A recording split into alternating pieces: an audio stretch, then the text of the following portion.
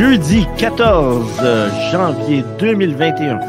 Voici en 60 minutes avec Céline Lebel et son invité ce soir, Monsieur Gilles Verrier.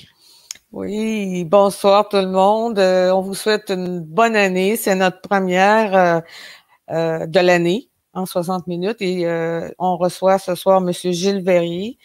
Alors, Monsieur Gilles Verrier, bonsoir. Merci d'avoir accepté l'invitation. Bonsoir à vous, Madame Lebel, et bonne année. Merci beaucoup, merci beaucoup. Alors, vous êtes à la source d'une fédération qui s'appelle la Fédération des Canadiens français. Et cette fédération a 1 an en 2021. Et vous dites dans le titre du texte que vous avez publié, qu'ils ont publié sur Vigile, de vous, elle a 1 an, cette fédération, et elle mord. Pouvez-vous nous expliquer pourquoi elle mord? Elle mord parce que elle dérange, elle remet en cause un certain nombre de vérités un peu trop facilement maintenues depuis la fondation du Parti québécois il y a une 50aine d'années. Alors, elle mord en ce sens l'analyse qu'elle fait de la situation politique du Québec par rapport à la question nationale est une analyse qui est que je qualifierais quasiment de complètement nouvelle. C'est-à-dire que nous arrivons avec un point de vue qui met en cause l'assurance d'avoir encore raison pour ceux qui sont au Parti québécois, alors que toute l'histoire leur donne tort. Alors, c'est dans ce sens-là qu'elle mord, dans le sens que même si elle est encore très petite, minuscule même, j'oserais dire, mais quand même en croissance, et son discours commence à se répandre et son influence commence à prendre de l'ampleur aussi. J'ai remarqué depuis qu'on est là que de plus en plus des gens se présentent comme Canadiens français au lieu de se présenter comme Québécois ou comme Québécois francophones, qui est une demi-identité multinationale, multiculturaliste. Alors, donc, la seule façon de pouvoir défendre les intérêts fondamentaux du peuple fondateur du Canada, qui est le peuple de la Nouvelle-France, devenu le peuple du Canada conquis par les Anglais, c'est de se présenter comme Canadien français. Et bon, voilà. Alors, pour la Mais question, pour commencer, ce serait possible pour vous de nous expliquer comment c'est arrivé là, qu'on a cessé de s'appeler, de s'identifier comme des Canadiens français et comme des Québécois ensuite? Ah, je dirais qu'une certaine gauche libérale a commencé à dire du mal des Canadiens français. Disons que c'est pas la seule raison, mais je ferai remonter la distance que nous avons pris comme nation auprès de notre identité séculaire au début des années 1950 avec les premiers textes de Pierre Elliott Trudeau dans Cité libre, puis ensuite dans son introduction au livre de la grève de l'amiante, qui a été publié quelques années plus tard, je crois que c'est autour des années 59. Alors, ça remonte aussi loin que ça. À ce moment-là, tous les gens s'appelaient Canadiens français, ça faisait pas débat, il n'y avait pas de contestation là-dessus, c'était transparent, c'était notre identité nationale, l'identité de nos ancêtres, et puis il y avait une continuité identitaire nationale qui était très forte et qui nous reliait ensemble. Avec Pierre Elliott Trudeau est arrivé, et d'autres qui l'ont suivi naturellement, qui se recrutaient dans la gauche libérale de l'époque. Il a été suivi par plusieurs et ça a été un objet de débat à l'intérieur de la revue Cité libre. Qu'est-ce qu'on reprochait aux Canadiens français? On leur reprochait d'être, on connaît la chanson, mais je vais la répéter pour ceux qui ne l'ont jamais entendue. On leur reprochait d'être refermés sur eux-mêmes, d'être anti-entrepreneuriat. On leur reprochait d'être trop cléricaux, trop catholiques. On leur reprochait d'être fermés sur le monde. On leur reprochait c'était attachés à la ruralité, opposés au modernisme, pas instruits, etc. Donc, c'était une litanie négatives, finalement, qui caractérisaient notre peuple par ceux qui l'aimaient, par ceux qui, naturellement, l'aimaient le moins. Dans le sens qu'on ne peut pas dire que Pierre Elliott Trudeau, à l'époque, c'était un amoureux des Canadiens français. Il a toujours détesté, dans le fond, son origine nationale et il a fait partager son point de vue par d'autres libéraux qu'il côtoyait. Et puis, c'est devenu vite à la mode. Et puis, même une personne comme, je vais nommer son opposant de toujours, qui est un opposant, on va dire, comme un opposant qui n'était pas vraiment sur le fondamental, mais c'est un opposant politique de théâtre qui était René Lévesque, dans le sens que René Lévesque est quand même influencé par Pierre Elliott Trudeau. Ben, ils s'influencent mutuellement dans le sens qu'ils sont sur à peu près la même ligne en ce qui concerne la façon dont on doit concevoir les Canadiens français, dans le sens qu'on doit les concevoir comme négatifs, plutôt leur existence est négative et tout ça. Puis pour Trudeau, c'était de passer à une, bon, on disait pas post-nationalité à l'époque, mais ça revenait un peu à ça, dans le sens de dépasser le nationalisme, parce que le nationalisme, selon Pierre Elliott Trudeau, c'est un enfermement et qui nous coupe des relations avec le monde. Alors, il fallait dépasser ça. Et puis, René Lévesque a été influencé par certains aspects de cette doctrine-là, si bien que ça a été un de ceux qui, par la suite, ont promu l'identité québécoise à partir des années... ben ça n'a pas été tout de suite René Lévesque, parce qu'avant... Oui, ben c'est sûr, je l'ai vu arriver parce que vous nous avez dit dans ce texte-là que c'est une dérive en 3 actes. Alors, je vais vous demander, c'est sûr que vous êtes comme entrée, comme préface, mettons, de votre texte, là, vous nous dites que la québécitude va puiser dans les héritiers, l'héritage du Canada français, puis s'en prévaloir de cet héritage-là, mais ce serait pas du tout, il va avoir beaucoup de choses qui sont perdues. Et ça dérive en 3 actes, nous explique comment on a versé dans la québécitude, comme vous l'appelez, et dans l'espace de 15 ans, entre 65 et 80. Et vous nous amenez ce que je trouve être le dernier homme d'État au Québec, Daniel Johnson, et son livre « Égalité ou indépendance » et sa doctrine. Oui, effectivement. Alors, donc, oui, ce qui était, on va dire, les Canadiens français, l'époque qui précédait, on va dire, l'époque dans laquelle a commencé à évoluer Pierre Elliott Trudeau et René Lévesque, on qualifiait naturellement tout ce qui était Canadien-Français, c'était le Québec était un pays de la grande noirceur. Mais en réalité, ces gens-là avaient quand même un dessein derrière. Comme dans le cas de Trudeau, ben, je pense qu'il y a quelque chose qui était de sa personnalité profonde, peut-être qui relève de l'enfance. On ne fera pas de psychologie ici, mais il y a quelque chose qui relève une certaine détestation ou un certain mépris, oui. Pour la nation canadienne-française et pour l'identité canadienne-française. Et puis, cela a fait son chemin.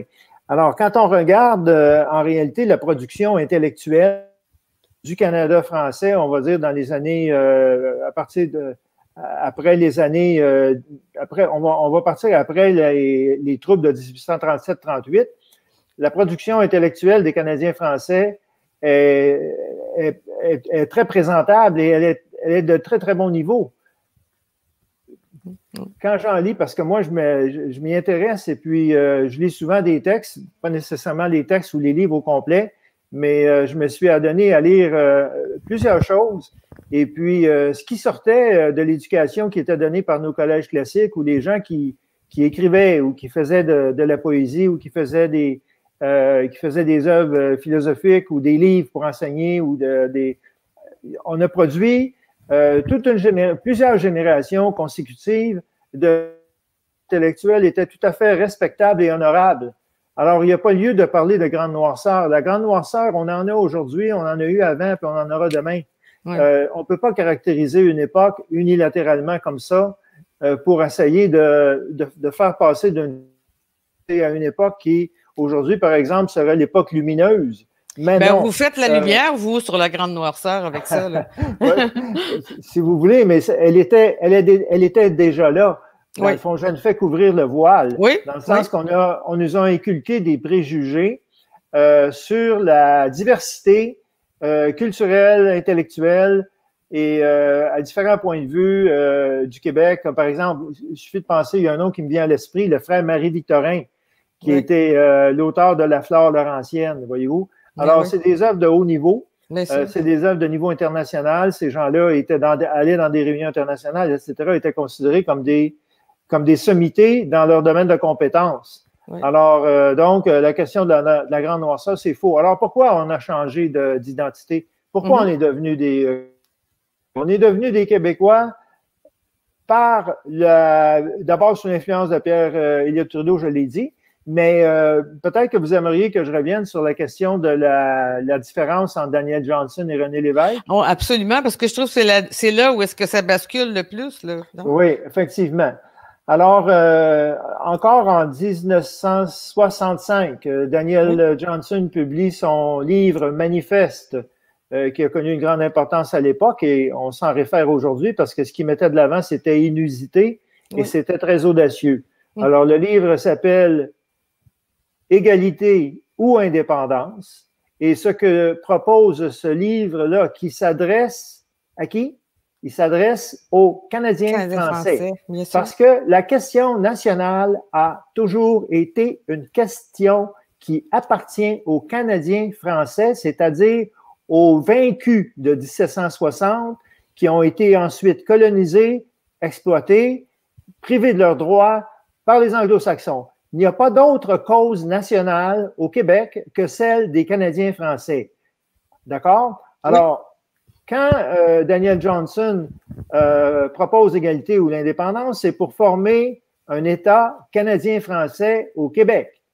Et donc, il se situe tout à fait dans la foulée de ce que proposait dans ce temps-là et avant Lionel Groulx, dans le sens que de créer un État, notre État français en Amérique. C'est ça qui est notre cause. Notre cause, c'est de se libérer de la tutelle anglo-saxonne pour pouvoir former un pays, un État, une société libre et autonome, libre de ses choix et de langue française, de culture et de langue française.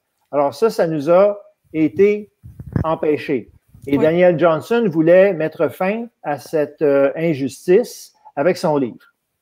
Malheureusement, il est mort peu de temps après. Il est mort en 68, je crois, 67, 68.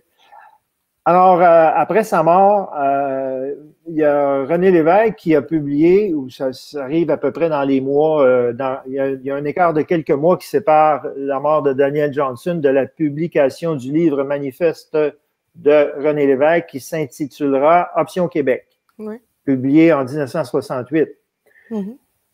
La grosse différence ne s'adresse plus aux Canadiens français. René Lévesque s'adresse aux Québécois.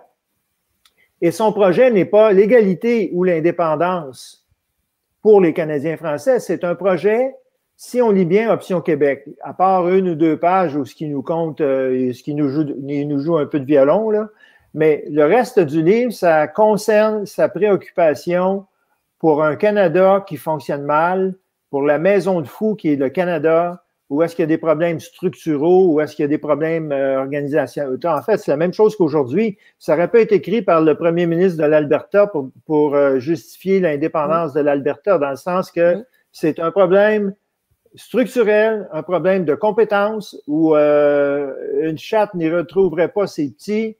C'est un problème de disparité régionale, etc. Donc, ce sont pour des raisons essentiellement structurelles que René Lévesque met de l'avant Option Québec, qui propose quoi? Qui propose souveraineté association. Souveraineté association, qui est un nouveau pacte fédératif qui serait fait entre les deux peuples fondateurs, dit-il, qui serait le Québec et le Canada. Oui, c'est pour le Canada, finalement, qu'il fait ça. Disons que qu'est-ce qu'on comprend quand on lit son livre, c'est que sa préoccupation, c'est de résoudre le problème du Canada. Oui.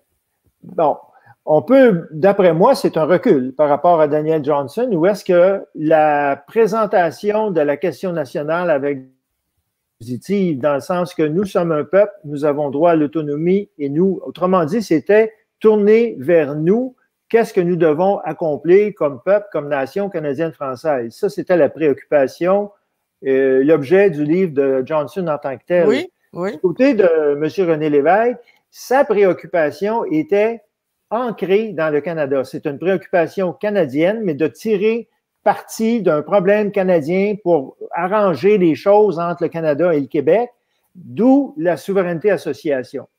Le problème, c'est qu'avec René Lévesque, d'abord, il affirme dans son livre qu'il est certain que ça va se produire. Il est certain que ça va arriver parce que le Canada ne pourrait pas dire non, selon lui. Mais le Canada n'a jamais été intéressé. Il n'a même pas eu l'occasion de dire non parce que la question ne lui a jamais été posée parce que quand René Lévesque est arrivé à des négociations constitutionnelles en 1981, il n'a jamais parlé de ça. Donc, le Canada anglais n'a jamais eu, l'État canadien, Ottawa, Pierre-Éliott Trudeau, ils n'ont jamais eu besoin de se prononcer là-dessus parce que ça n'a jamais été amené comme étant un véritable enjeu. Là où ça a été amené à l'intérieur même du Québec pour nous diviser à l'occasion du référendum de 1980, où est-ce que, en fait, on a fait rire de nous, dans le sens que René Lévesque est arrivé avec une proposition de référendum qui était mal ficelée, qui était sûr de perdre, mais il l'a fait quand même, ce qui nous a fait paraître pour des pas trop, disons, c'était pas rien de judicieux, non, pour employer des termes polis. Oui. C'était rien de très réfléchi sur le plan de la stratégie et ça nous a causé beaucoup de tort. Oui. Dans le sens que des référendums perdants comme ça jette une douche froide sur les partisans et ça entraîne un recul. Donc, là, je voudrais dire juste une chose, c'est que là, vous êtes en train d'expliquer le premier acte. Hein? Oui. Où est-ce qu'on a l'entrée de René Lévesque, la sortie de Daniel Johnson, et puis avec son option, l'indépendance surviendra à la suite d'un échec. Si ça ne fonctionne pas, là, sa structure qu'il imposerait ou l'ordre économique ou rendre ça plus rationnel, ce qui se passe au Canada, il y avait toute une ambition. Puis tout ce qui envoyait là aux Québécois maintenant, qui s'appelait des Québécois, c'était une solution canadienne binationale, comme vous appelez ça dans votre texte. Moi, je me réfère toujours à votre texte, là. Alors, la vision québécoise, la rupture irréductible entre les deux visions, canadien-français et québécois, on le voit tout de suite dans le premier acte. On n'est même pas encore arrivé à l'étapisme, au référendum, mais c'est avec ça qu'on suit, là, au deuxième acte. Est-ce que je suis bien votre analyse? Vous l'avez 10 sur 10, Madame Lebel, dans le sens que, oui. Dans le sens que, effectivement, là, dès le premier acte, en fin de compte, il y a une division qui se forme.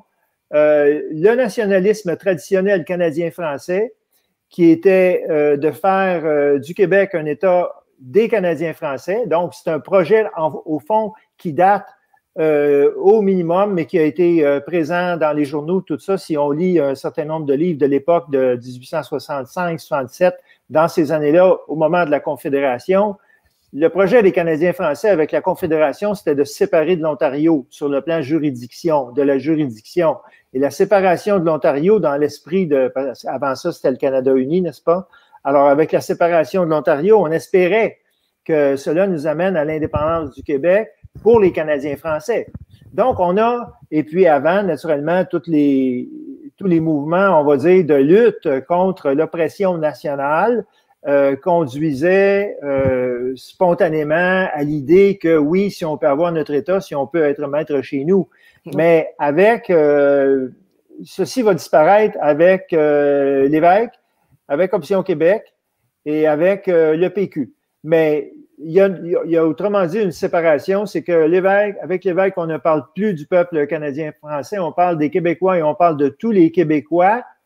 De tous les Québécois, c'est-à-dire les Québécois, tous les Québécois, c'est ceux qui habitent au Québec Et les Québécois qui habitent au Québec, il y a 2 nations. C'est binational, au minimum. Si on ne tient pas compte des Autochtones pour le moment, c'est binational. Au Québec, il y a des Canadiens anglais, puis il y a des Canadiens français. Mais avec les deux, on va faire une nation. On va faire la nation québécoise. Et il faudrait dire que on va essayer de brasser ça, puis on va essayer de faire une nation avec ça. Alors, ça, c'est le projet. Anglophone. La minorité. Il faudrait souligner ça. C'est très important. On va faire ce qui nous a écrasé, ça a été une minorité, et on revient avec en donnant plusieurs droits et des droits consacrés à cette minorité-là. N'est-ce pas? Oui, effectivement. Alors, donc, c'est cette idée, dans le fond, qui est inspirée, dans le fond, d'un peu du trudeauisme. Hein?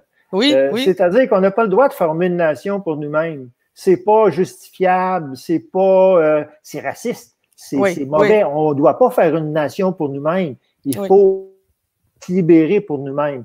On ne peut pas désirer ça, c'est pas beau, c'est pas fin. Il ne faut pas se battre pour nos droits. Alors, disons, c'est que ça commence un peu cette mauvaise conscience-là, qui est la mauvaise conscience du Canadien français jusqu'à un certain point, qui se reproduit tout à fait de la même façon à l'intérieur de la mentalité québécoise et en particulier à l'intérieur des élites technocratiques, intellectuelles, bureaucratiques, etc., qui ont formé et qui ont dirigé le Parti québécois, qui ont toujours eu mauvaise conscience de prendre des mesures en faveur des Canadiens français. D'ailleurs, M. Verrier, on est dans le 2e acte. Vous appelez ça l'adoption de l'étapisme. Et si on veut être bien clair, en novembre 1974, on parle de référendum. Alors, c'est avec cette démarche-là qu'on va être des décennies, n'est-ce pas? Et puis qu'on va déposséder, on va faire disparaître le droit historique et légitime des Canadiens français à posséder le Québec, comme vous dites si bien. C'est ça? Effectivement, dans le sens que le 2e acte arrive en 1974 au 5e congrès du Parti québécois au mois de novembre 1974, où Claude Morin, qui est un agent déloyal, finalement, un membre déloyal du Parti québécois, parce qu'on saura plus tard qu'il recevait de l'argent des services secrets, mais que son chef ou que les autorités du parti n'en étaient pas informées.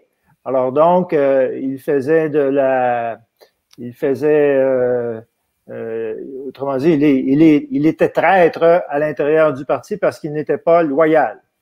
Alors, cet homme-là a été la cheville ouvrière pour faire passer l'idée d'un référendum de tous les Québécois, c'est-à-dire des 2 nations, pour décider du sort d'une seule. Alors, donc, il a réussi à faire passer ça au congrès de 1974 avec 30% d'opposition. Et c'est devenu la doctrine officielle du Parti québécois. Et c'est ça, ni plus ni moins, qui a mis sur la route, sur une fausse route, qui nous a engagés dans une direction dont on voit les résultats aujourd'hui, c'est-à-dire on nous a mis sur la voie d'un déclin qui a été continu depuis et qui se prolonge encore aujourd'hui. Alors, on diminuait les pouvoirs et les prérogatives de la nation canadienne-française. Absolument. Parce que qu'est-ce qu'on faisait en réalité, c'est que en faisant un référendum qui concernait l'ensemble de la population du Québec, c'est comme si on disait, par exemple, aux Palestiniens à l'intérieur d'Israël, vous pouvez voter pour votre libération, mais les Israéliens vont voter aussi. Tu sais? Ou si on disait, par exemple, aux Kurdes irakiens ou aux Kurdes syriens ou aux Kurdes iraniens, parce qu'ils sont distribués dans 4-5 pays, si on disait à ces Kurdes-là en Turquie, les Kurdes, oui, vous pouvez voter pour votre souveraineté ou pour définir votre destin, mais les Turcs vont voter avec vous. Tu sais. C'est sûr que la comparaison est un peu forcée parce que les Kurdes sont considérablement plus élevés en nombre que les Kurdes, mais c'est le même principe. Alors, Si je dis ça, si je donne ces exemples-là, c'est pour établir les principes sur lesquels se fait un référendum par rapport aux principes sur lesquels un peuple a le droit à disposer de lui-même. Tant que les Canadiens français restaient des Canadiens français, nous avions des droits historiques et légitimes de déclarer notre indépendance par l'Assemblée nationale du Québec ou par d'autres moyens, et nous avions le droit, en cas d'objection du fédéral, de recourir au droit international, parce que nous étions une nation historiquement vaincue par les armes, occupée, dominée, assimilée de force, et toujours, encore aujourd'hui, qui n'est pas en capacité de maîtriser son destin politique. Tant que nous étions des Canadiens français, nous avions ce pouvoir-là. Mais en devenant des Québécois, c'est-à-dire par le geste de former, même si c'était de manière, on va dire, dans le sens que c'est pas une nation réelle, mais c'est par des écritures étatiques, on formait une nation synthétique, une nation qui n'existe pas réellement, dans le sens que il y a toujours eu deux peuples au Québec depuis la conquête. Il y a eu les Canadiens français dominés, puis il y a eu les Canadiens anglais qui dominaient pour la grande majorité du temps. C'est encore comme ça aujourd'hui, mais ça paraît pas parce qu'on veut pas laisser voir la différence de statut entre les Anglais et les Français, mais à plusieurs endroits, on sait très bien que le jupon dépasse. Quand le gouvernement Legault donne des milliards aux institutions anglophones en santé et en éducation, comme il vient de le faire, on voit bien pour qui roule le gouvernement du Québec, en définitive, voyez-vous? C'est-à-dire que, comme vous écrivez, là, c'est la CAQ, mais ça peut être aussi bien la CAQ, très politiquement correct. Ils veulent pas surtout avoir à se défendre de quelques favoritismes, comme vous l'avez expliqué, envers les Canadiens français. Effectivement, c'est la mauvaise conscience de ne pas vouloir en donner trop aux Canadiens français parce qu'ils vont se le faire reprocher, ils vont se faire taper ses doigts. Mais c'est la même mentalité à la CAQ qu'au Parti québécois. Ouais. La CAQ, c'est un Parti québécois version 2.0 parce que tous ceux qui sont à la CAQ, bon, pas tous, mais la grande majorité de ceux qui peuplent la coalition Avenir Québec sont des gens qui, un jour ou l'autre, étaient au Parti québécois ou ont voté PQ un jour, etc. C'est les Canadiens français qui se retrouvent là avec les mêmes travers que le PQ avait, dans le sens que si le PQ était au pouvoir, il ne serait pas nécessairement plus audacieux ou plus ferme, parce que le PQ au pouvoir n'a jamais été ferme, n'a jamais défendu nos intérêts de manière résolue. Exactement. C'est jamais arrivé, ça. C'est jamais arrivé. Et puis, naturellement, le PQ, les péquistes, les partisans péquistes et les membres de l'élite péquiste et des parvenus du souverainisme intellectuel, institutionnel vont toujours continuer de nous dire que c'est la faute d'Ottawa. Naturellement, Ottawa a le dos large. Hein? S'il n'y a pas plus de Français que ça au Québec, c'est la faute d'Ottawa. Si la CAQ donne des milliards aux Anglais, c'est la faute d'Ottawa. Si le Parti québécois défend pas davantage les Canadiens français dans les champs de compétences qui sont les siens, c'est la faute du fédéral. Donc, oui, c'est parce qu'on a juste un demi-État. Quand on fera l'indépendance, on va tout pouvoir faire ça.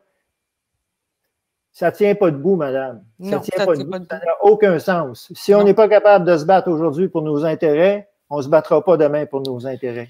Ben, il y a eu vraiment. C'est aussi simple que ça. C'est ça. Il y a vraiment eu un mouvement de bascule avec René Lévesque. On se rend compte qu'il n'y avait pas les intérêts des Canadiens français à cœur, et même des Québécois qu'on s'appelait là, à partir de là.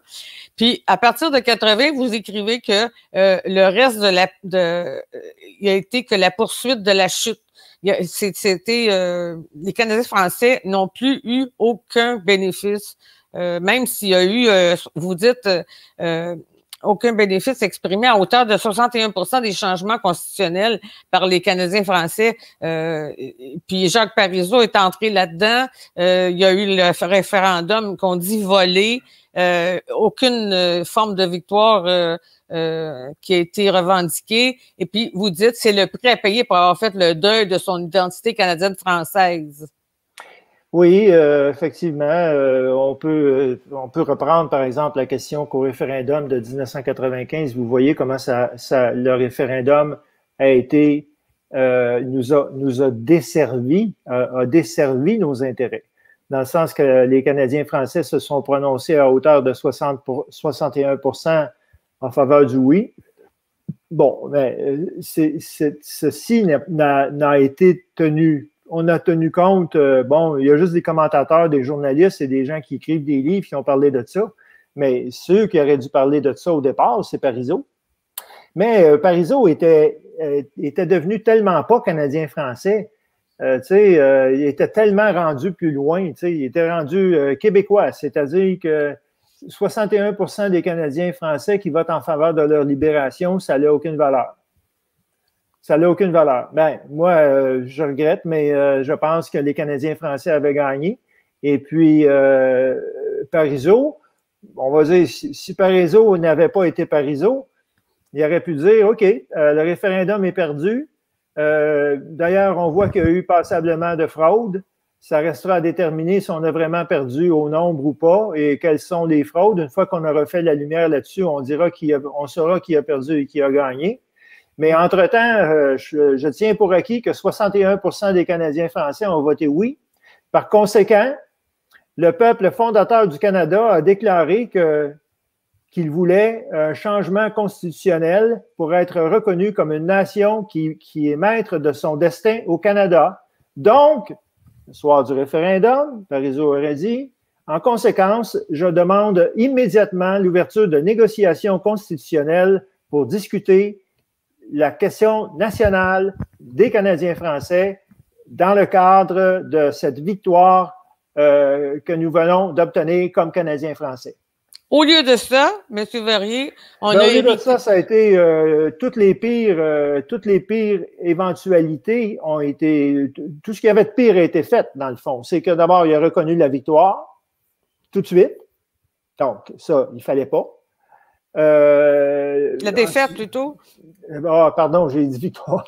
Il a reconnu la défaite immédiatement, sans attendre, sans se donner mais ça, c'est un peu, je veux dire, ça, c'est un peu de la pauvre stratégie, mais de la pauvre stratégie qui vient d'une doctrine, qui est une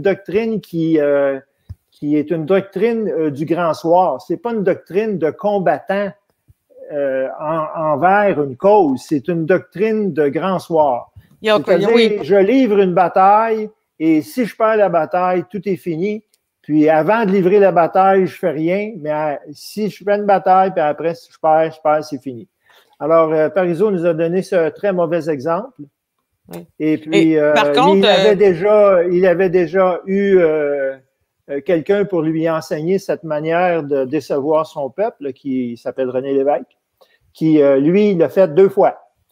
Non seulement lors du référendum de 1980, mais il l'a fait également lors des négociations constitutionnelles de 1981, où est-ce qu'on, dans le souverainisme institutionnel et la bien-pensance québécoise, c'est la nuit des longs couteaux, mais c'est pas la nuit des longs couteaux qui est le problème avec les négociations constitutionnelles de 1981. Pas du tout. Pas du tout. C'est pas ça qui était le problème. Le problème, c'est que René Lévesque, qui avait formé le Parti québécois pour négocier la souveraineté association, qui avait formé le Parti québécois pour obtenir un statut différent pour le Québec. C'était pas l'indépendance, OK, mais il y avait quand même, c'était ça il avait quitté le Parti libéral, il était revenu en politique, il a formé le Parti québécois pour ça. Il était rendu à Ottawa devant une table de négociation et tout ce qu'il a négocié, il s'est conformé à l'agenda des fédéralistes, il s'est conformé à l'agenda de Pierre-Éliott Trudeau. Il était accompagné d'un petit groupe de personnes qui n'avaient pas la compétence pour l'accompagner. et en particulier de Claude Morin, qui avait la compétence, mais qui n'avait pas la volonté de faire autre chose que ce qu'ils ont fait, c'est-à-dire que les revendications fondamentales du Québec et le statut politique des Canadiens français n'ont jamais été soulevés lors des négociations constitutionnelles, qui étaient les premières négociations constitutionnelles que nous avions, les premières négociations constitutionnelles substantielles que nous avions depuis 1865, qui ont conduit à la Confédération. Alors, René Lévesque, la honte qui, finalement, qu'il emporte avec lui, c'est de ne pas avoir défendu les idées pour lesquelles il avait soulevé des masses de Québécois. Il avait soulevé quand même des milliers, des centaines de milliers de personnes qui votaient pour lui, qui étaient enthousiasmés, qui voulaient quelque chose qui se passe, etc. C'est un homme qui a déçu énormément la population. Ben, d'ailleurs, la même chose avec Parizeau. Parizeau, on entend encore nous dire, on se fait dire, ah, le grand homme, lui, c'est un grand Québécois, on l'admire, etc. Hey, on va arrêter d'admirer les perdants? Monsieur Verrier, je pense même que la biographie de M. Lévesque, c'est L'homme brisé, quelque chose comme ça, hein, je pense. Oui, bien, c'est sûr, c'est l'homme, naturellement, il fait pitié. René Lévesque, il joue, c'est un comédien, hein, alors il a toujours joué, c'est un charismatique, mais en même temps, c'est une personne qui avait d'autres intérêts que la politique dans la vie, et puis qui n'était pas très sérieux en ce qui concerne la question. Il a manqué énormément de sérieux, il a manqué énormément de... Je veux dire, les biographies que nous avons à l'heure actuelle, sauf peut-être celle de Martin Bisaillon qui a écrit Le Perdant, qui porte sur les négociations constitutionnelles de 1981, que je recommande à tous de lire s'ils peuvent mettre la main dessus. Ça s'appelle Martin Bisaillon, Le Perdant. Mais les autres biographies qui ont été écrites sur René Lévesque sont des biographes, ont été faites par des biographes très complaisants.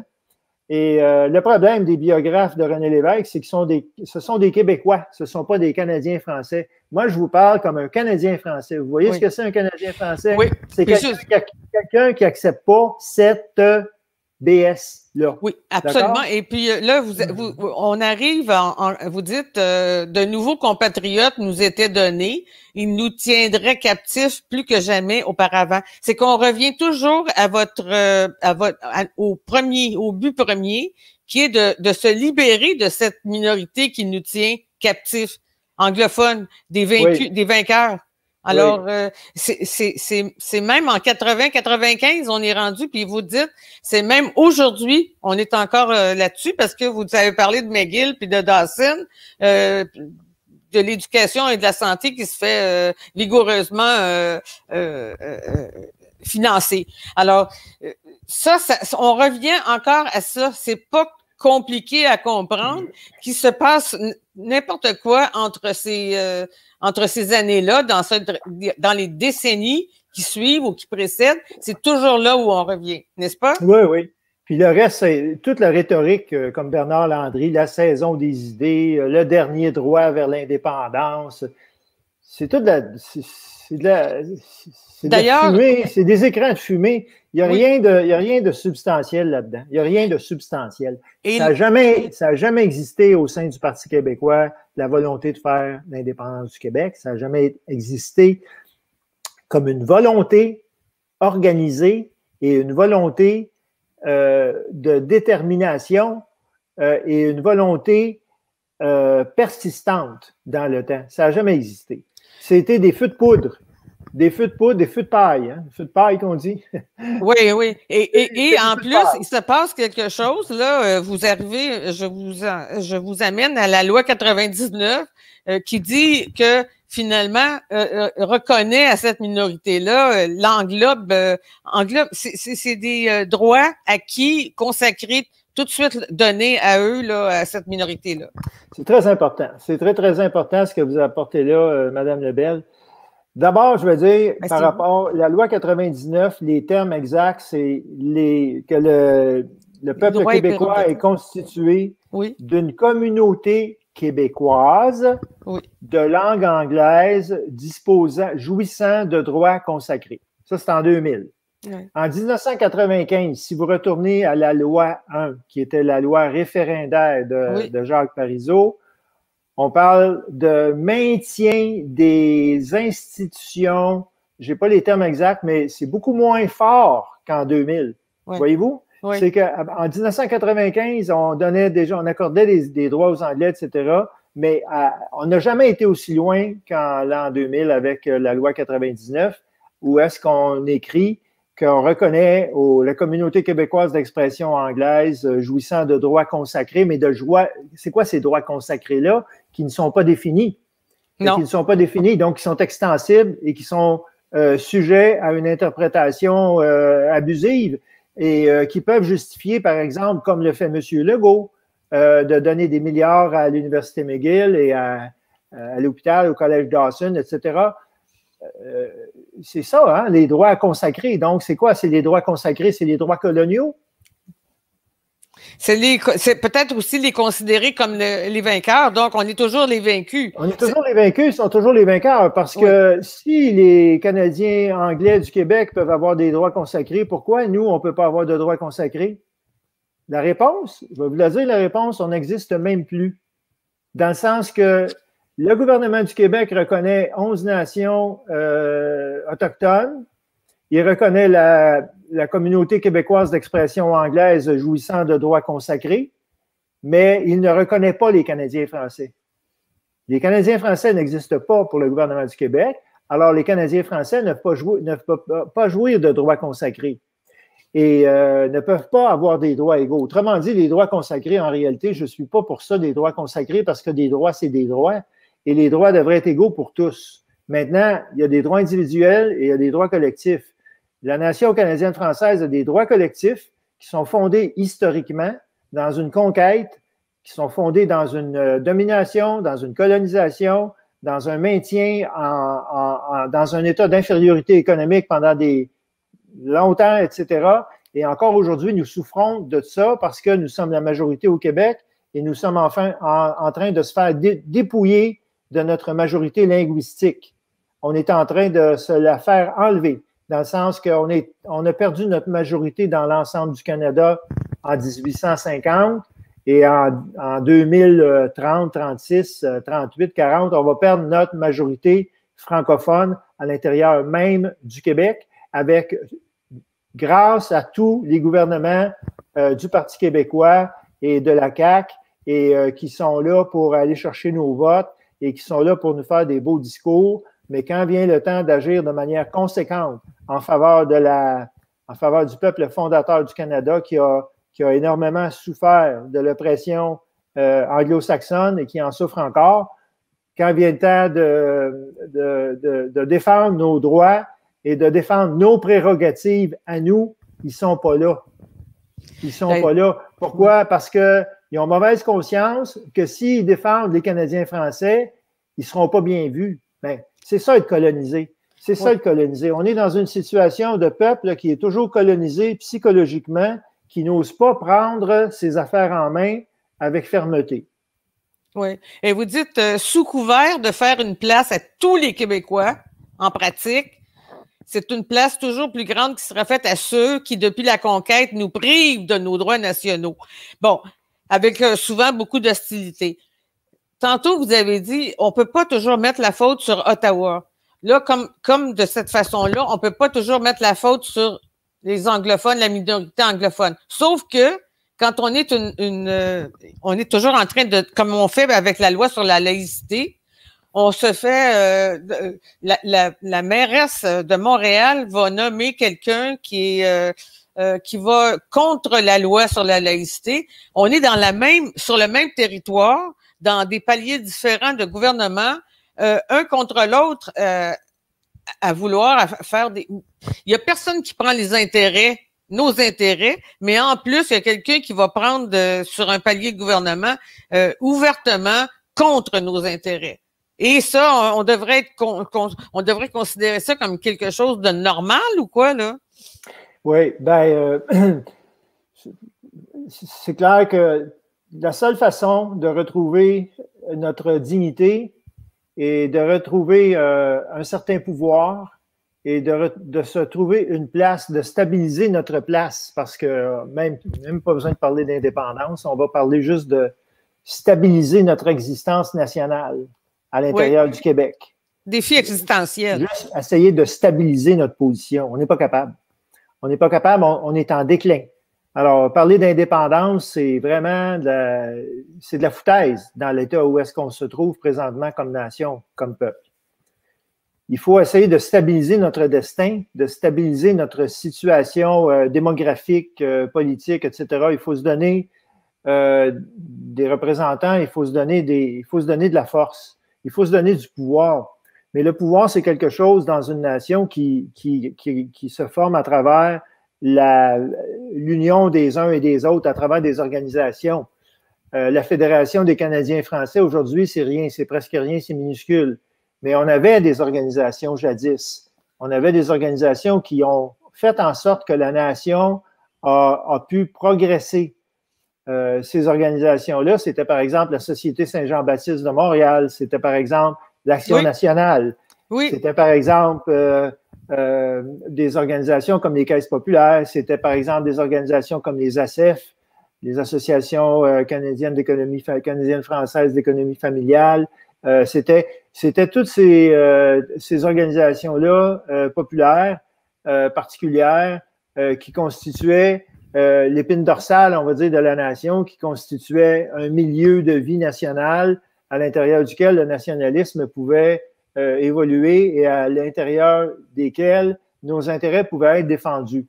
Le problème qui est arrivé, c'est qu'avec la fondation du Parti québécois, tout le monde a dit c'est fini, on n'a plus besoin de se défendre, le Parti québécois va le faire pour nous, on s'en va vers l'indépendance.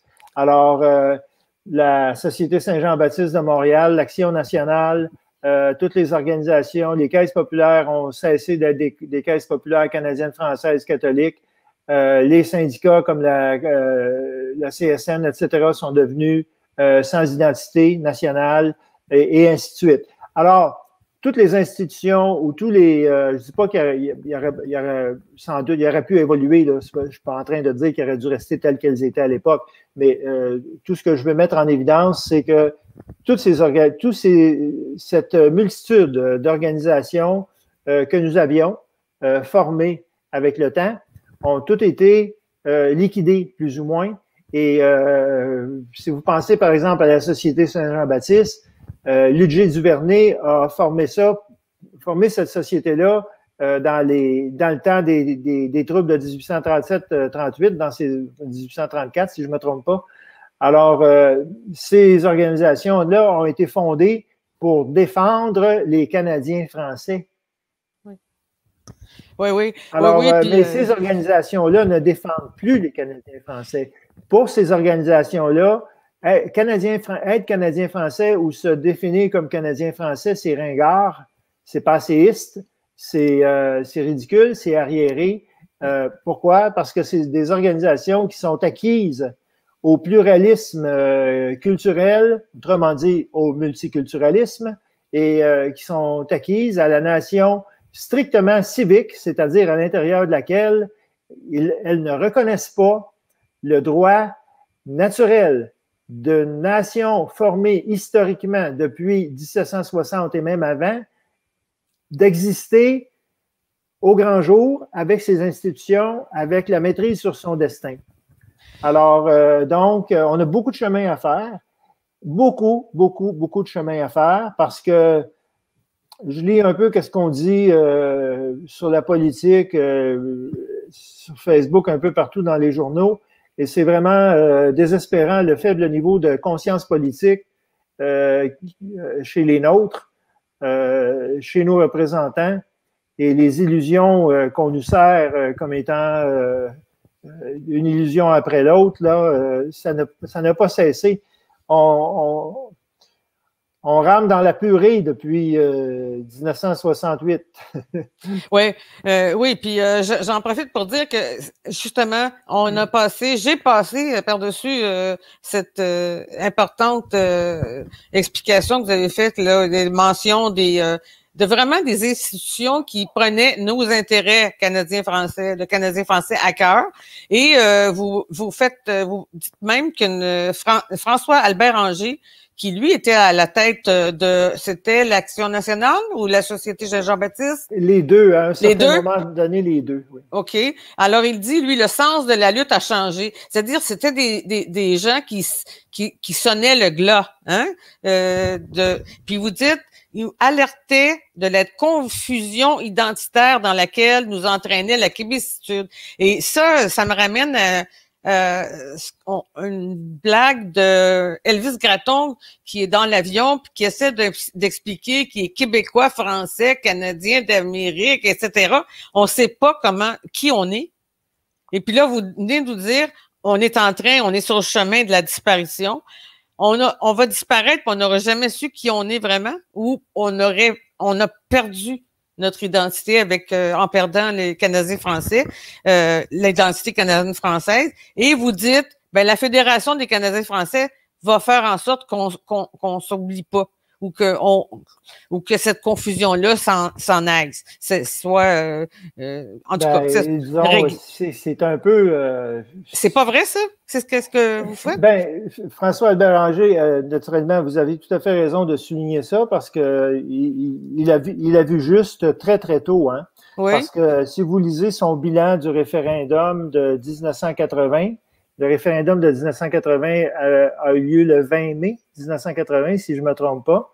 Et puis, son bilan qui est paru dans l'Action nationale, je crois que c'est en octobre, en deux parties, partie 1, partie 2, je crois que c'est octobre et novembre 1980. Donc, c'est à peine quelques mois après le référendum de 1980. Et c'est très d'actualité, en particulier la partie 2, très actuelle parce que il décode tous les éléments de la québécitude là, sont décodés. Je vais vous lire juste un extrait ici. Oui. Dans un sursaut de fierté anticolonialiste mal dirigée, on a voulu mettre à l'index jusqu'au nom canadien pour ne plus être que des Québécois. Cela a correspondu d'ailleurs avec un processus général de répudiation des valeurs que véhiculait notre histoire nationale, pour procéder à la construction d'un nouveau nationalisme proprement québécois qui n'aurait rien de commun avec l'ancien, dont on voulait totalement se dissocier. Voyez-vous? Vous voyez vraiment clair, parce que qu'est-ce qui met en évidence ici, c'est qu'il n'y a pas de continuité. Et c'est ça qu'il va falloir faire comprendre. Il n'y a pas de continuité entre le nationalisme canadien-français et le nationalisme québécois. Il y a une rupture. C'est ça. Parce que beaucoup de gens sont là à me répéter en 1960 ou 65, les Canadiens français sont devenus des Québécois. C'est pas les Canadiens français sont devenus des Québécois. Les Canadiens français sont éliminés du portrait. Et les Québécois, c'est autre chose, mais ce n'est pas une continuité. Alors, c'est une rupture dans la lutte nationale et c'est une rupture qui nous a valu aucun bénéfice. C'est ça, aucune voie politique, là. Aucun bénéfice. Le seul petit sursaut, ça a été la loi 101, mais ensuite mal défendue, enfin, sur le total, sur l'ensemble des 50 ans du néo-nationalisme québécois, c'est un échec complet. Et ce qui est le plus étonnant, c'est que la majorité des nationalistes québécois en redemandent encore. Oui, ça c'est clair. Ça c'est clair. Puis c'est ce que vous dites là d'ailleurs là, que bon, vous en faites un devoir de défendre la nation. Et là, vous avez cité Viktor Orban, là, c'est le président de quel pays déjà? De la Hongrie. Hongrie, c'est ça. Alors c'est tout un atout déterminant dans le monde contemporain. Surtout là, c'est vraiment d'actualité parce qu'on est vis-à-vis souverainisme versus globalisme, n'est-ce pas? Oui, exactement.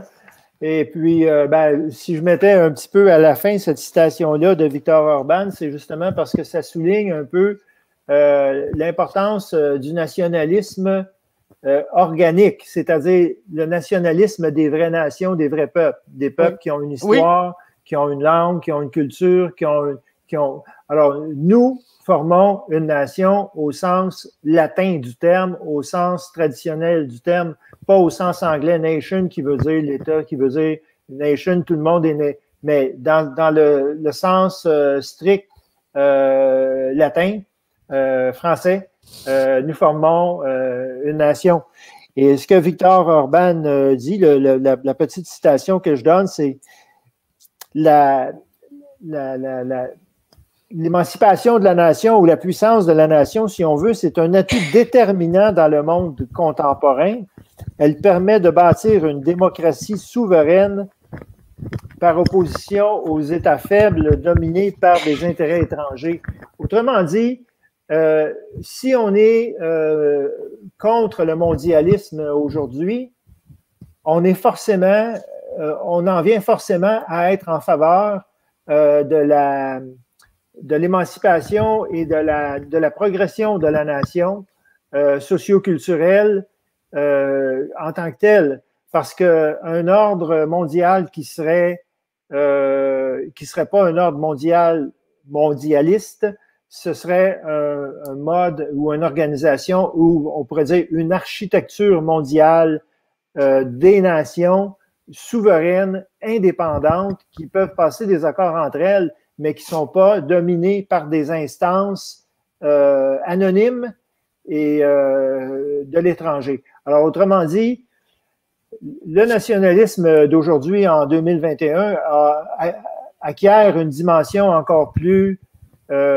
essentielle du fait que la nation organisée constitue la meilleure façon, si on veut, de faire barrage à un mondialisme qui naturellement a tendance à effacer tout ce qui est particularité nationale et tout ce qui est identité nationale.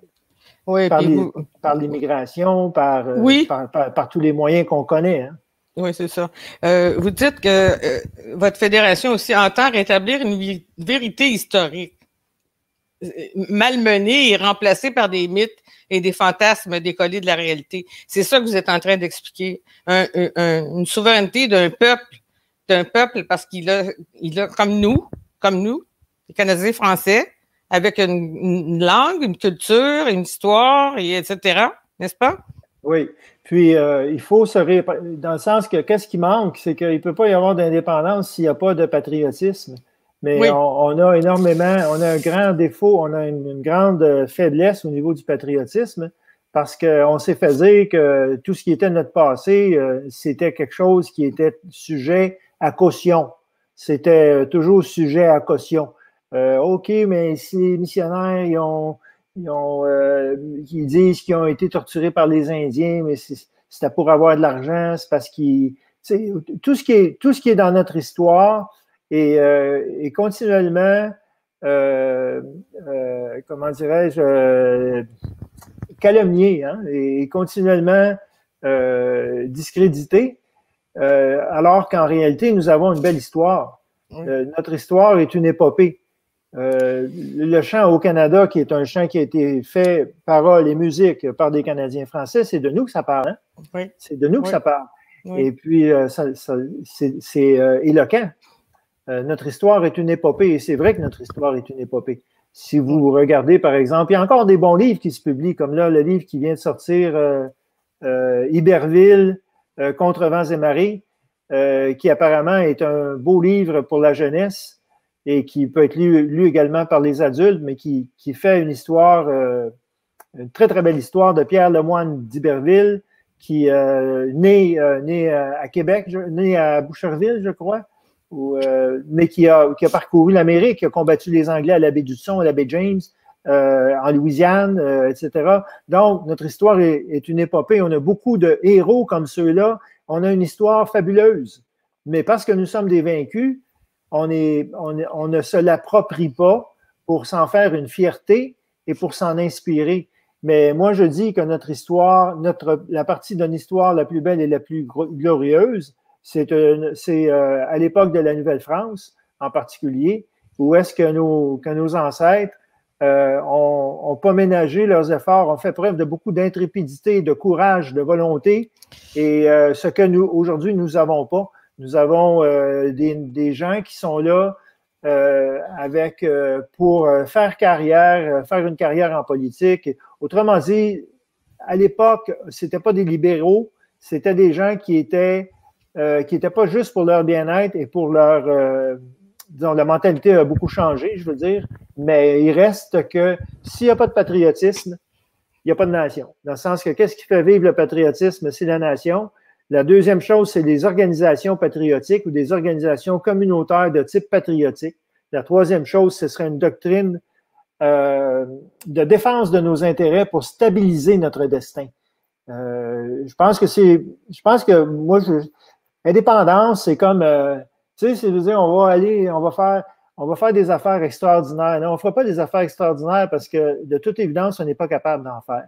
Ce qu'on est capable de faire, c'est de stabiliser notre destin à ce moment-ci, puis c'est ça qui devrait être plutôt notre objectif. Pas à la manière du Parti québécois, naturellement, mais pour se redonner des instruments, pour se redonner une fierté, se redonner une culture nationale qu'on entretient, qu'on fait vivre, etc. Et puis, à partir de là, on peut tabler sur des projets politiques en tant que nation, un peu plus qu'on peut le faire aujourd'hui. Alors, je voudrais reprendre votre phrase que on est au point où on doit se stabiliser. C'est ça que vous dites, là? Bien, ça m'apparaît un petit peu comme évident parce que de toute façon, on s'en va dans on est dans une trajectoire de déclin. Il faut quand même le reconnaître. Ben, oui. Les gens qui écrivent des livres sur l'évolution de la langue française au Québec, l'importance de la langue française, etc., et l'importance de notre pouvoir. Regardez, je l'ai illustré un peu tout à l'heure avec la loi 99, qui est encore pire que la loi 1 qui avait été faite sous Parizeau. Alors, puis là, ce que vient de faire François Legault, etc. Alors, disons, on peut en discuter, mais selon moi, on est dans une trajectoire de déclin qui dure depuis 50 ans. Dans le sens que notre potentiel national qui avait été accumulé et concentré, on va dire, jusqu'à un certain point entre les mains de Daniel Johnson père, a été gaspillé depuis 50 ans. Là, on est dans une pente descendante. Alors, comment partir d'une pente descendante? Faire l'indépendance? Non, bon, c'est justement, c'est là que... OK, l'indépendance, je veux juste...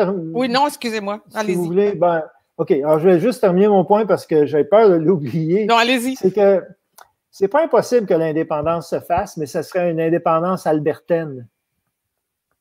Oui. Parce que si, par exemple, les troubles aux États-Unis conduisent à d'autres troubles, dans le sens que la situation internationale est assez volatile et il y a beaucoup de contradictions à l'intérieur des pays qui peuvent se développer.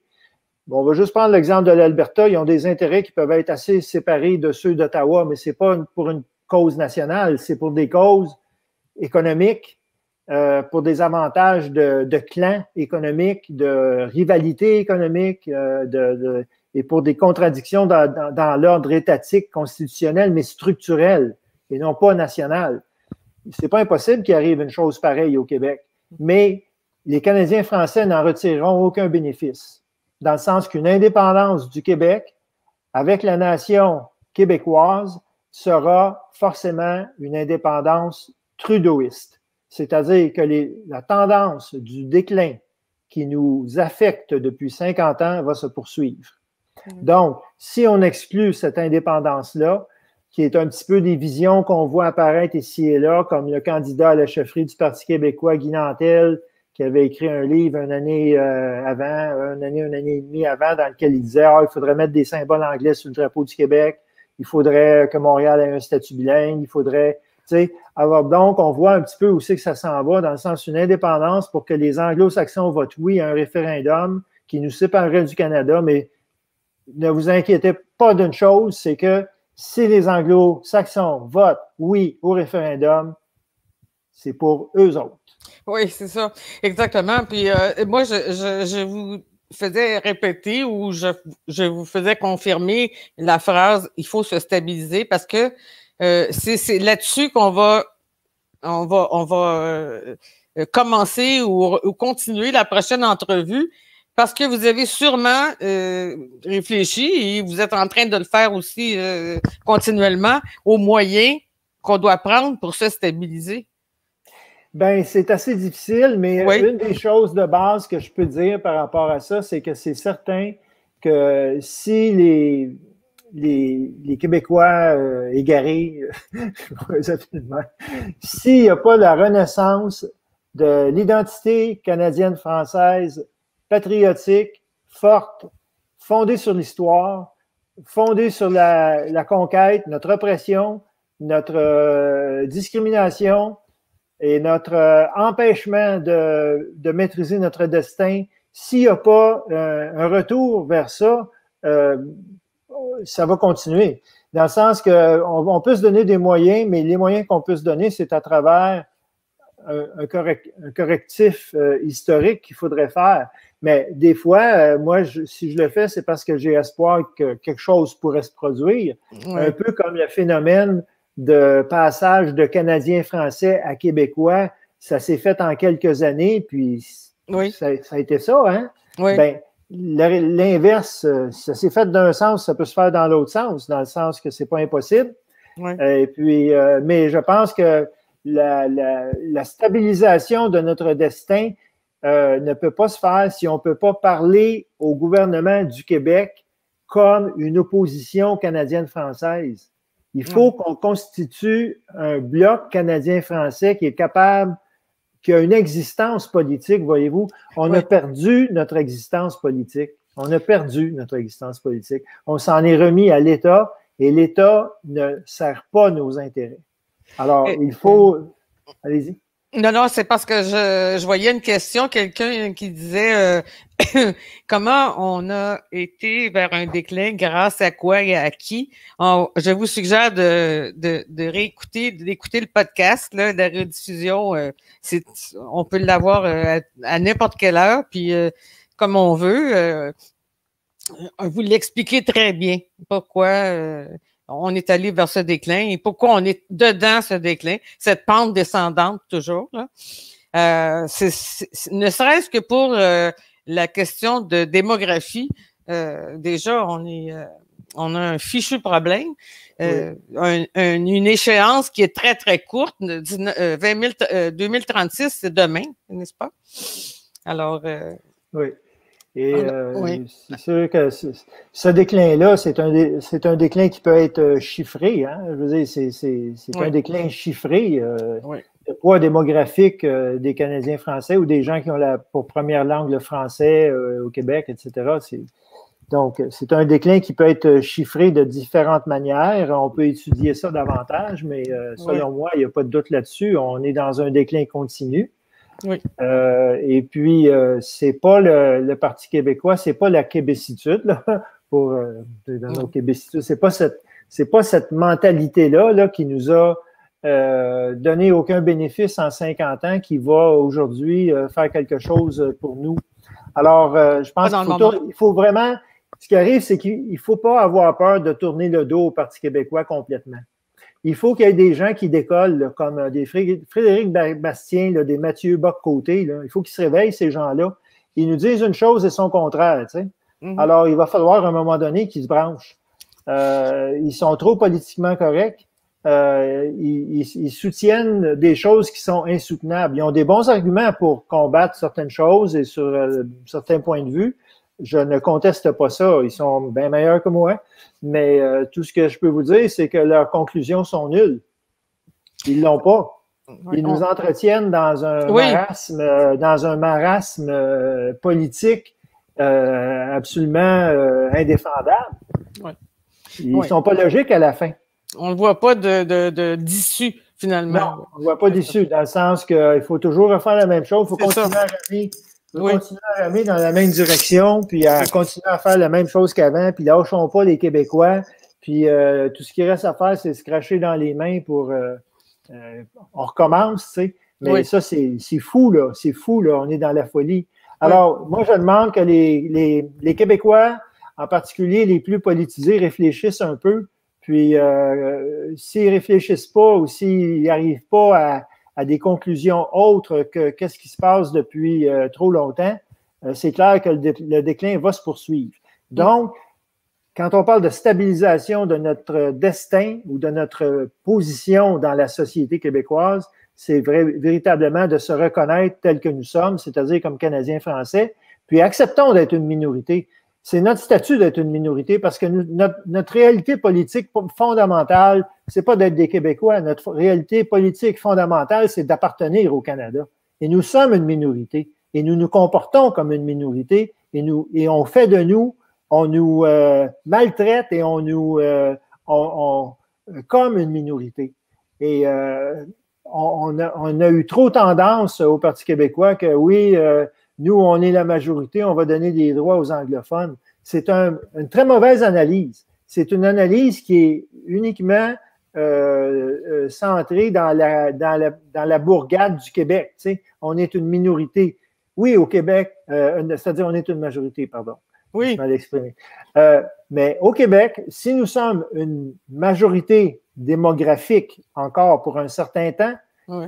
Il ne faut pas oublier que nous sommes une minorité sociologique et politique à cause de notre appartenance au Canada. Donc, cette majorité-là, elle peut nous donner certaines choses, mais elle ne nous donne pas tout. Et c'est pas notre caractéristique principale d'être une majorité parce que notre appartenance au Canada fait de nous une minorité.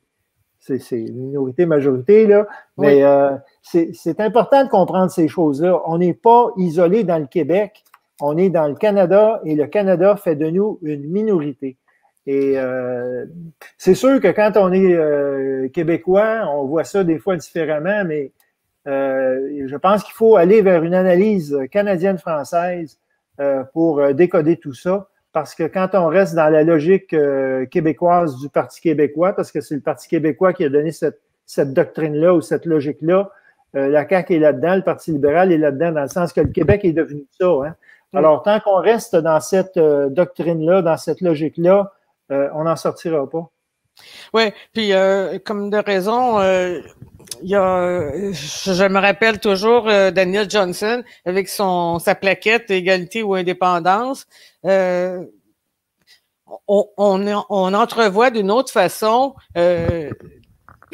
Et puis, M. Victor Orban, qu'est-ce qu'il dit là sur la nation? Comment c'est essentiel de s'occuper de notre nation. Ça n'a pas du tout rapport avec qu'est-ce qu'on vit avec le Parti québécois depuis des décennies. Là. Ça nous amène pas à vouloir à devenir patriote. Tandis que Daniel Johnson, tout de suite, il a mis du temps à convaincre son monde, mais quand ça a été fait, ils se sont rendus compte de qu'est-ce qu'on avait à faire, de qu'est-ce qu'on avait, de qui on était, etc. Ouais. C'est comme ça qu'on devient patriote et qu'on devient conscient des choses à faire et qu'on peut se stabiliser. Mais dans le moment, Daniel Johnson est loin. Et puis, on est encore avec le PQ, alors ça va prendre quelqu'un qui arrive au gouvernement ou qui arrive au Parti québécois ou qui arrive tout simplement là, dans les médias pour faire un changement, un point de bascule, comme vous disiez, là, de Canadiens français à Québécois, mais de Québécois à Canadiens français. C'est encore possible. C'est sûr, il faut souhaiter ce renversement-là. Oui. Parce que de ce renversement-là dépend notre avenir. Notre avenir dépend de ça. Sinon, naturellement, bien, on va toujours se marginaliser davantage. Et puis, les minorités, ça dure longtemps. Hein? Ça dure très longtemps, mais on n'aura jamais un destin. On n'aura jamais la maîtrise de notre destin. Alors, donc, ça va devenir de plus en plus insignifiant, de plus en plus folklorique, de plus en plus l'affaire de quelques-uns. Alors, donc, il est peut-être encore temps, mais moi, je pense qu'il est encore temps. Il est encore temps, mais il faut vraiment il faut vraiment se donner une analyse politique qui est beaucoup plus réaliste, beaucoup plus sérieuse que les choses qu'on nous met de l'avant là, depuis un certain temps. Et puis, je suis pas trop confiant, par contre, que le Parti québécois pourrait changer ou j'ai pas trop confiance à ça. Comme je vous dis, je pense que d'abord, c'est des mouvements comme la Fédération des Canadiens français ou d'autres qui vont donner une impulsion pour changer la fibre populaire, changer un peu le sentiment de la population par rapport à la question nationale. Et je pense que l'indice ou le marqueur de ça, si ça marche ou pas, ça va être si la population accepte dans un nombre croissant de s'identifier comme Canadien français. C'est ça qui est le gros marqueur. Oui. Tous ceux qui ont voté pour la CAQ là, pour en faire un parti avec 70 et plus là, députés, ils voulaient mettre les libéraux dehors. Ils voulaient c'est vraiment un point fort ça, hein, de ce vote-là qui a été donné à la CAQ. Là. Ben, ça pourrait être ces gens-là qui se rendent compte aussi qu'ils sont Canadiens français. Ben, je pense qu'il y a un moment donné, il y a des idées qui peuvent pas faire autrement que d'advenir parce que le temps est mûr pour ça. Oui. Et je pense que moi-même, si j'arrive avec ces idées-là, ben je les avais pas il y a 10 ans, mais aujourd'hui je les ai, mais c'est parce que je porte attention à ce qui se passe sur le plan politique. J'ai réfléchi un peu, je suis arrivé avec ça. Si moi j'y arrive, ben c'est parce que, à moins que je sois fou, mais peut-être. Non, mais quand même, c'est vous qui arrive, c'est parce que mais je vois que d'autres y arrivent aussi, par d'autres chemins, etc. D'autres y arrivent. Je suis pas le seul à se dire Canadien-Français, loin de là. Non. Et loin de là, et je vois que cette tendance-là gagne en attraction. Alors, donc, si ça peut se poursuivre et faire boule de neige, ça va nous amener à des perspectives beaucoup plus positives pour ce qui est de notre avenir. Oui, puis ça veut dire beaucoup de choses quand on s'arrête au mot juste Canadien-Français. Là. C'est pour ça que ça évoque beaucoup.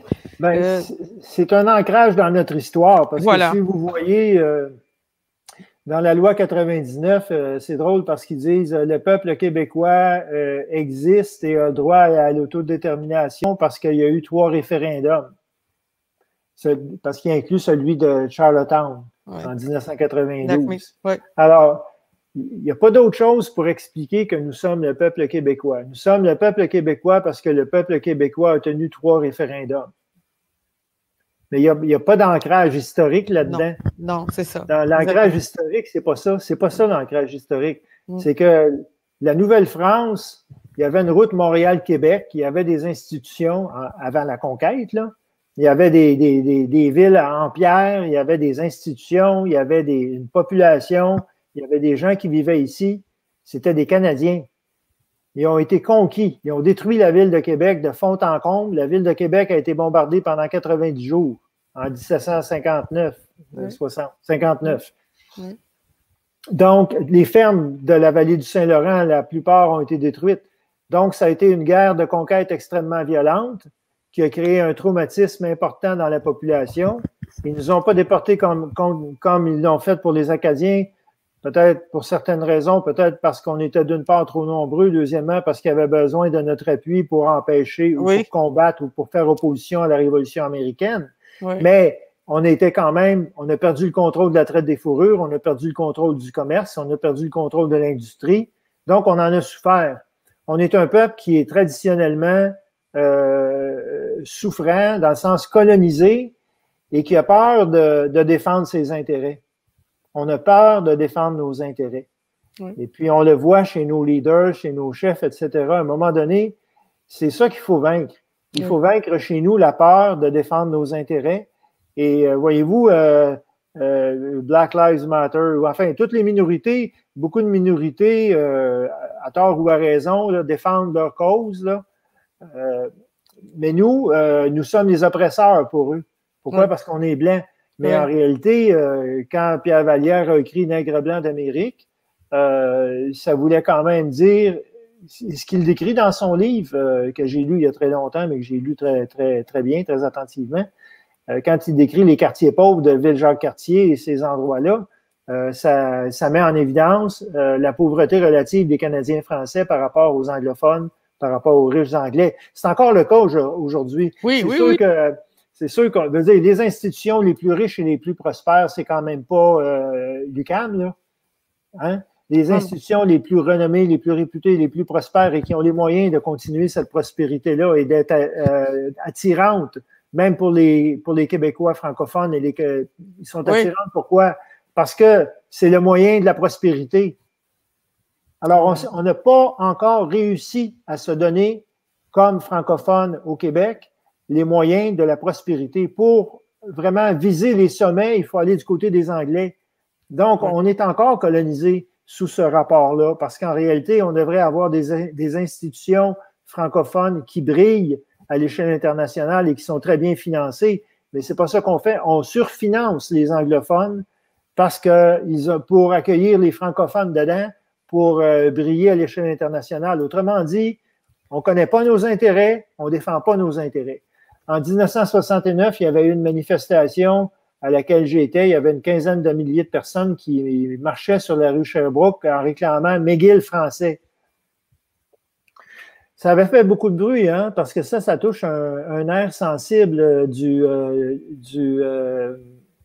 dispositif de domination coloniale. On va mettre colonial entre guillemets, si vous voulez, là, mais ça avait touché un air sensible parce que l'Université McGill, ils ne veulent pas se faire enlever leurs privilèges, puis ils ne veulent pas se faire franciser ou ils ne veulent pas être, disons, ils veulent pas perdre leurs privilèges et le Québec consent à leur donner leurs privilèges parce qu'ils ont des droits consacrés.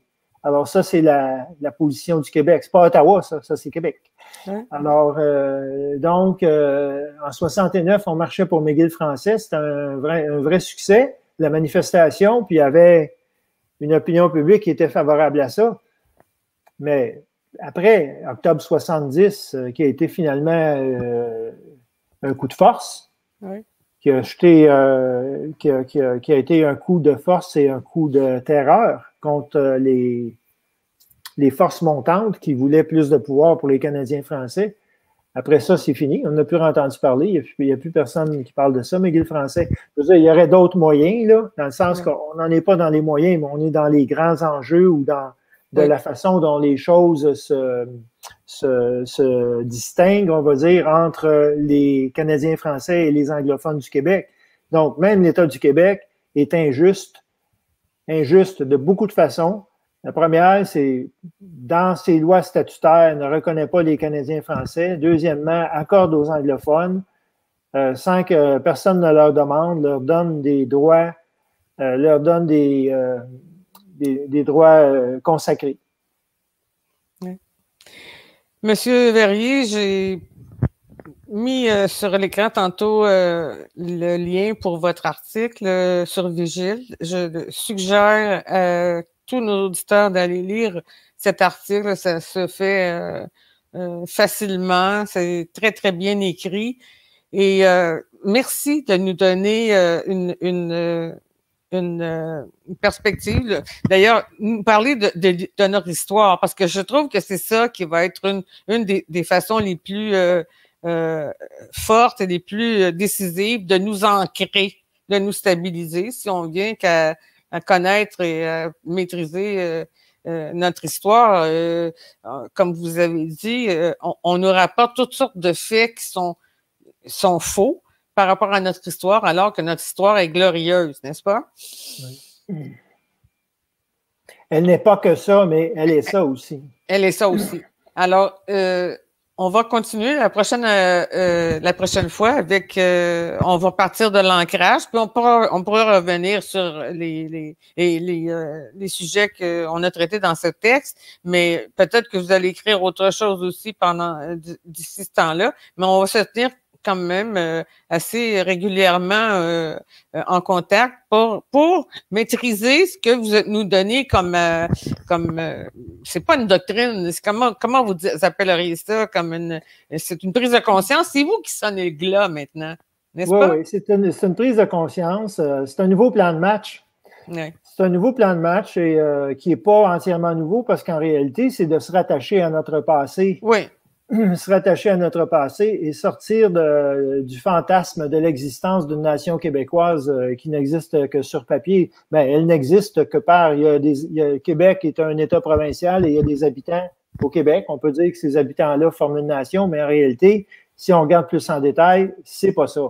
Au Québec, il y a essentiellement deux nations majeures, la nation canadienne-française et la nation canadienne-française. S'ils ne veulent pas s'appeler Canadiens anglais, ils s'appelleront comme ils voudront, mais c'est ça qu'ils sont en réalité. Puis ils sont à côté sur Ottawa, puis ils ont l'appui d'Ottawa. Puis quand il y a un référendum, ils votent non. Puis ils sont Canadiens avant d'être, de toute façon, même si on leur dit qu'ils sont Québécois, ils disent oui, on est Québécois, mais ils sont Canadiens avant d'être Québécois et ils le seront toujours. Canadiens dans le sens canadien d'Ottawa. Oui, exactement. Alors, la Fédération des Canadiens français a 1 an et elle mord. Alors, c'est vrai. Et puis, c'est du bon, c'est bien. C'est bien fait. Et c'est pas mordre pour nous coloniser ou pour nous écraser, c'est pour nous réveiller, je trouve. Et c'est ça, on va être disponible. Le lien pour la diffusion de l'émission va être disponible bientôt, tout de suite après avoir s'être dit bonsoir et à la prochaine. Et je vous remercie infiniment de votre générosité. Merci beaucoup. Merci à vous. À la prochaine. On se contacte bientôt. Merci.